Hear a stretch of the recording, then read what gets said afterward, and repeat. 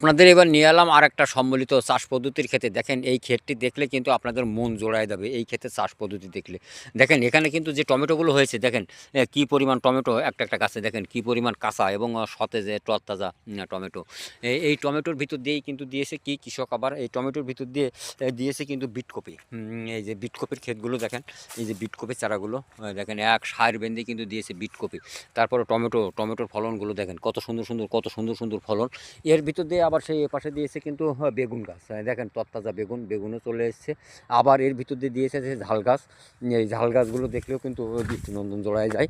এর ভিতর দিয়ে আবার সে দিয়েছে কি উচ্ছে গাছ। এই উচ্ছে গাছ কিন্তু সে উচ্ছের ফলনও নেবে এবং উচ্ছের পোয়া কিন্তু এখন 30 টাকা, দামও বেড়ে গেছে। এই যে ঝাল গাছ তার ভিতর দিয়ে দিয়েছে আবার লাল শাক। দেখেন সম্মিলিতভাবে এককভাবে একই জমি থেকে পরপর কতগুলো ফসল এই কৃষক এই মাঠ থেকে নিচ্ছে। এদিকে উচ্ছে নিচ্ছে, বেগুন নিচ্ছে, ঝাল নিচ্ছে, এর সঙ্গে বিটকপি দিছে, আবার দিছে লাল শাক। এই লাল শাকের ফলন আবার উপর দিয়ে কিন্তু সে দেখেন এই পটলগুলো আবার এই গাছগুলো দেখেন লম্বা লম্বা বেডের করে তুলে দিয়েছে। দেখেন কত সুন্দর সুন্দর পটলের বেড।